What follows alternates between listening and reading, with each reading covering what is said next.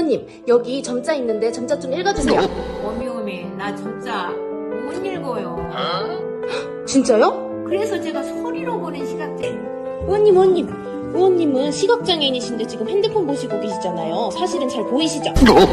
어미어미, 옛날에 어떤 어머님, 시각장애인인데 결혼 안 하셨죠? 어미, 내가 아가씨로 보인가? 나 결혼했어. 싱글 아니셨어요? 시각장애인인데 점자를 못 읽습니다. 스마트폰은 우리랑 똑같이 씁니다. 결혼도 했고 아이도 낳았어요. 우리가 시각장애인 하면 떠올리는 것들 서미화 의원 앞에서는 거의 다 빗나갑니다. 그런데 우리는 서미화 의원을 딱 거기까지만 알고 있습니다. 시각장애인 국회의원, 계엄의 밤에 담을 넘은 사람, 그 두 줄이 전부예요. 그래서 오늘은 시각장애인으로만 알려져 있는 우리 서미화 의원님에 대해서 여러분들이 모르시는 사실들만 골라서 이 영상을 바칩니다. 마침 8월 17일 민주당 전당대회입니다. 그 전에 이 이야기는 꼭 해드리고 싶었어요. 끝까지 보시면 왜 하필 이분이 그날 밤 그 담을 넘었는지, 그게 우연이 아니었다는 걸 아시게 될 겁니다. 먼저 이 얘기부터 하죠. 서미화 의원은 자기가 갈 당을 직접 골랐습니다. 누가 꽂아준 게 아니라요. 2024년 총선에서 서미화 의원은 더불어민주연합 비례대표 1번이었어요. 그것도 정당 몫이 아니라 시민사회가 추천한 자리였습니다. 비례연합정당이라는 게 원래 그렇습니다. 선거 끝나면 각자 어느 당으로 갈지를 정하게 되는데, 그때 같이 추천됐던 분들 상당수가 조국혁신당으로 갔어요. 그때 조국혁신당은 교섭단체를 만들려고 한 명이 아쉬운 상황이었습니다. 실제로 서미화 의원도 조국혁신당 간다는 기사가 돌았어요. 그런데 본인이 그 기사를 보고 직접 입장을 냈습니다. 안 간다고요. 그리고 더불어민주당으로 왔습니다. 누가 정해준 자리에 앉은 게 아니라 자기가 고른 자리에 앉은 겁니다. 이게 오늘 할 얘기의 시작이에요. 서미화 의원은 늘 그런 식이었거든요. 마치 내가 막 조국 혁신당으로 갈 것처럼 이렇게 막 해자되는 이런 게 있어서 어미, 여의도 정치가 겁나게 무섭다 그런 생각을 했고, 오늘 눈 뜨고도 뭐 코 비어간단 말이 옛말이 아니네. 나는 눈까지 감고 있는데 코도 비어가고 귀도 비어가고 정신 바짝 차려야 되겠네, 이 생각을 하면서 제가 조국 혁신당. 그런데 이분 원래부터 앞이 안 보였던 게 아닙니다. 고향이 전라남도 무안인데 1980년에 중학교 1학년이었어요. 광주에서 민주화 운동이 일어나면서 교통이 다 끊겨 학교가 문을 닫았고 동네에서 트럭에 라면이랑 빵을 실어서 광주로 올려보내던 걸 지금도 기억한다고 합니다. 그리고 바로 그 다음 해 중학교 2학년 때부터 눈이 나빠지기 시작했어요. 망막 색소변성증. 시야가 서서히 좁아지다가 결국 빛만 남는 병입니다. 개그맨 이동우 씨가 앓고 있는 그 병이에요. 그때 일반 학교에 시각장애 학생을 위한 지원이요? 하나도 없었습니다. 교과서도 시험지도 전부 눈으로 읽어야 하는데 눈이 안 보이는 겁니다. 친구들한테 책 좀 읽어달라고 부탁하고 녹음 좀 해달라고 부탁해가면서 겨우겨우 학교를 마쳤어요. 그렇게 대학까지 나왔는데 갈 데가 없었습니다. 편입시험을 봤어요. 성적도 좋았고 면접도 잘 봤다고 생각했는데 떨어졌습니다. 납득이 안 되니까 직접 물으러 갔어요. 왜 떨어졌냐고. 돌아온 대답이 뭐였는지 아십니까? 시각장애인이라서. 그거였습니다. 사회복지학과에서 시각장애인이라는 이름으로 불합격을 시켰다고요? 그렇죠. 그래서 제가 아니 시각장애로 떨치려면 그렇게 처음부터 기준을 제시했어야지. 시각장애인은 안 된다고 했어야지. 그러죠. 그러면 도전을 안 했지. 그렇죠. 그래서 제가 이거는 장애 차별이 아니냐 따졌어요. 그랬더니 교수님이 그러면 청강으로 들어와서 공부를 할 수 있는 걸 인증하라는 거예요. 그럼 내가 청강으로 학교를 다닐 건데 학점이 B학점 이상 나오면 그 다음에 나를 뽑아줄 뿐만 아니라 여기서 포기했으면 오늘 이 영상도 없었겠죠. 36에 목포대학교 사회복지학과에 편입해서 졸업했습니다. 그리고 조선대학교 대학원까지 가서 사회복지학 박사학위를 받았어요. 앞이 안 보이는 채로 박사 논문을 썼다는 겁니다. 이게 무슨 뜻인지 잠깐만 생각해 보세요. 논문 한 편 쓰려면 자료를 몇백 편을 읽어야 하는데 그걸 전부 귀로 들어서 했다는 얘기입니다. 아까 점자를 못 읽는다고 했죠. 중간에 시력을 잃으면 점자 배우는 게 쉽지가 않습니다. 그런데 이게 서미화 의원만의 사정이 아니에요. 시각장애인 중에 점자를 읽을 수 있는 분이 10명에 1명입니다. 나머지 9명은 어떻게 하느냐? 소리로 합니다. 서미화 의원이 쓰는 게 센스리더라는 화면 낭독 프로그램인데요.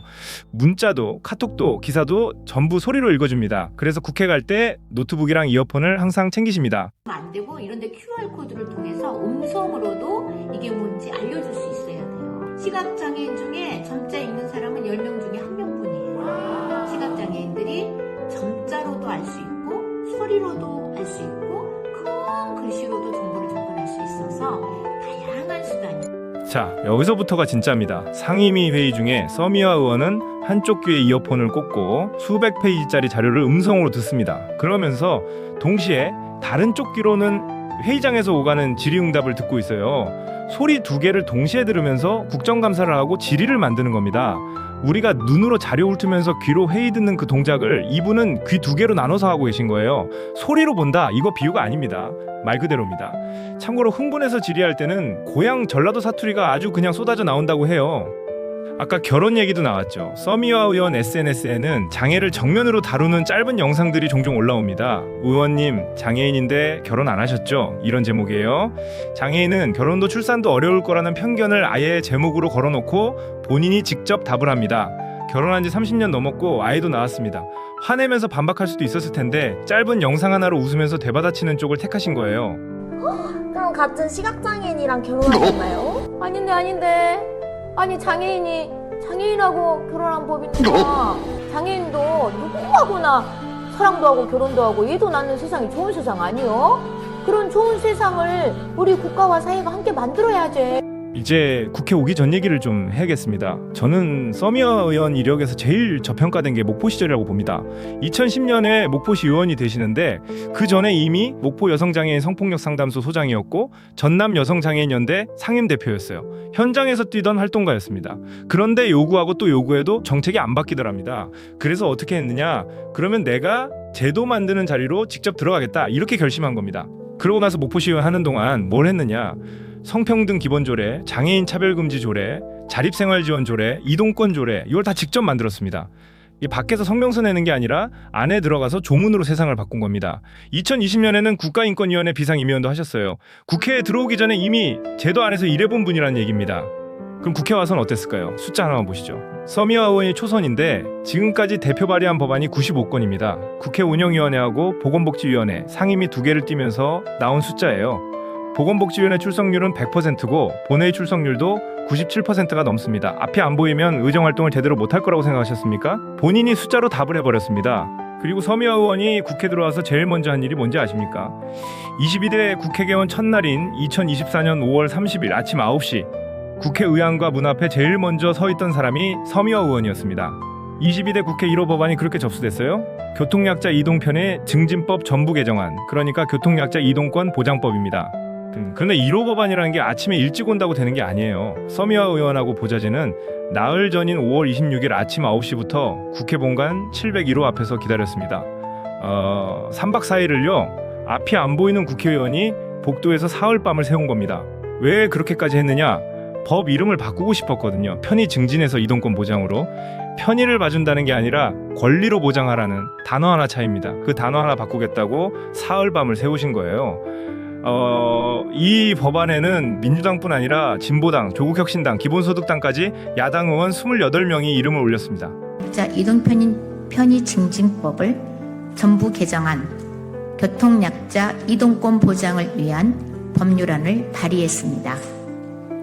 우리 헌법이 보장하는 국민의 기본권, 특히 이동권에 있어서 장애인들은 매우 오랜 시간 분리되고. 국회 안에서 서미화 의원이 동료 의원들한테 부탁하는 것도 하나 있어요. 인사할 때 이름을 먼저 말해달라는 겁니다. 목소리만 듣고는 누군지 바로 알기가 어려우니까요. 그런데 놀라운 건 그 다음입니다. 같은 당인 민주당은 물론이고 사사건건 부딪히는 국민의힘 의원들도 이 약속만큼은 지켜준다고 해요.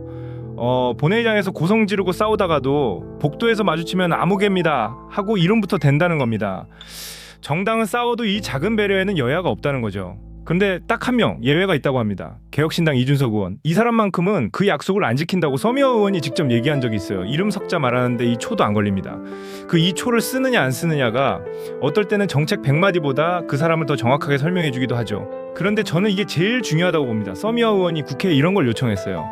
장애가 있는 의원은 발언할 때 시간이 더 필요하다. 시간을 늘려달라. 그래서 어떻게 됐느냐? 3분 발언이 5분으로, 5분 발언이 7분으로 늘어났습니다. 국회의장이 재량으로 허용했고 앞으로도 적극적으로 조치를 검토하겠다고 했어요. 이거 본인 편하자고 한 게 아닙니다. 앞으로 국회에 들어올 모든 장애인 의원한테 적용되는 규칙을 바꿔놓은 겁니다. 자기가 뭘 받아낸 게 아니라 뒤에 올 사람들 길을 낸 거예요. 서미화 의원님께서 장애 의원님들의 자유 발언에 대한 추가 발언 시간 부여를 요청하셨습니다. 양당 원내대표 간 협의하였고 의장도 재량으로 허용하겠습니다. 3분 발언은 5분으로 5분 발언은 7분 발언으로 하겠습니다. 장애 의원님에 대한 보다 두터운 의정활동 권리 보장은 매우 필요하고 국회의 중요한 의제입니다. 국회의장 앞으로도 적극적인 조치를 검토. 기록도 여러 개 있습니다. 정화원, 최동희, 김혜지 의원에 이어서 국회 역사상 4번째 시각장애인 국회의원, 출산 경험이 있는 최초의 시각장애인 국회의원, 그리고 잘 안 알려진 게 하나 더 있는데 대한민국 진보정당 역사상 최초의 여성 시각장애인 국회의원입니다. 민주당 창단 이래 중증 장애 여성이 최고위원으로 도전한 적이 한 번도 없다고 합니다. 그래서 제가 많은 고민 끝에 지명직 최고위원은 있었죠? 지명직도 장애 여성은 없었죠. 중증 장애인은 없었습니다. 자, 그래서 지금입니다. 서미화 의원은 8월 17일 전당대회를 앞두고 민주당 최고위원에 도전하고 있습니다. 7월 9일에 출마를 선언했고 7월 23일 예비경선에서 14명 중에 8명 안에 들어서 본경선에 올라갔어요. 전당대회에서는 이 8명 중에 5명만 최고위원이 됩니다. 본인 말씀으로는 민주당 만들어진 이래로 중증 장애를 가진 여성이 최고위원에 도전한 적이 한 번도 없었다고 해요. 그런데 여기서 좀 씁쓸한 일이 있었습니다. 7월 예비경선이 온라인 투표로만 진행됐어요. 생각해보세요. 시각장애인 당원한테 화면 읽어야 하는 온라인 투표가 뭐겠습니까? 그 자체가 벽입니다.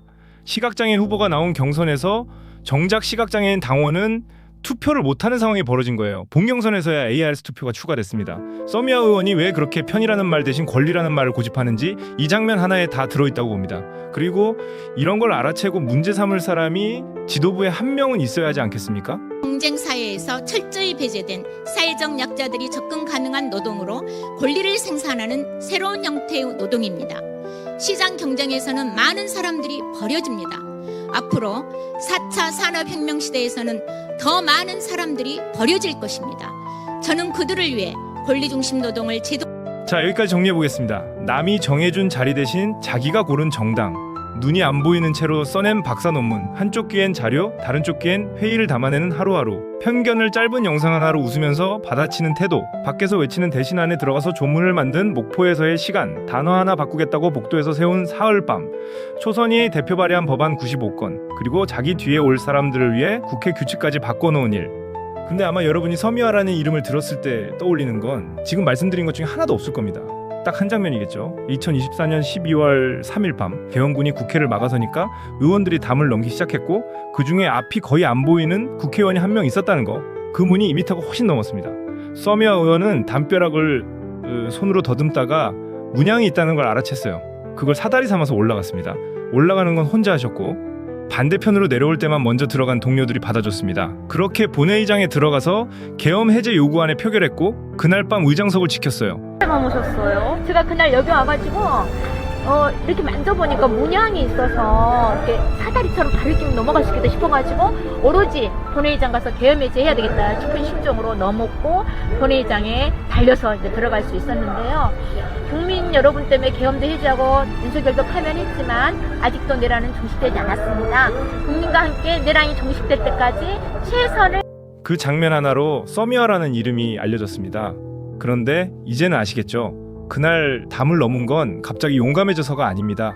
안 보인다는 이유로 편입에서 떨어졌을 때 왜 떨어졌냐고 직접 물으러 갔던 사람, 정책이 안 바뀌니까 제도 만드는 자리로 들어가 버린 사람, 단어 하나 바꾸겠다고 사흘밤을 세운 사람, 그 40년이 그날 밤 그 담벼락 앞에 서 있었던 겁니다. 담을 넘은 게 서미화 의원의 전부가 아니라 그렇게 살아온 분이라서 담을 넘을 수 있었던 거예요. 8월 17일 민주당 전당대회입니다. 8명 중에 5명이 최고위원이 됩니다. 저는 이런 분이 지도부에 한 명쯤은 있어야 한다고 생각합니다. 누가 챙겨주지 않으면 아무도 모르고 지나갈 문제들을 서미화 의원은 자기 몸으로 먼저 겪어봐서 압니다. 소리로 세상을 보는 사람이 그 5명 안에 들어갈 수 있을지 이제 당원 여러분 손에 달렸습니다. 집권 여당 더불어민주당의 소명은 대체 불가 대한민국을 향해 나아가고 있는 이재명 대통령을 중심으로 당 정청 혼연일치가 돼야 되는 거 아니겠습니까? 이것이 바로 당원 동지들의 준엄한 명령입니다. 한가롭게 국민 뜻을 저버린 이 정치, 내부 갈등으로 아까운 시간을 소모해서는 안 됩니다. 차기 더불어민주당 지도부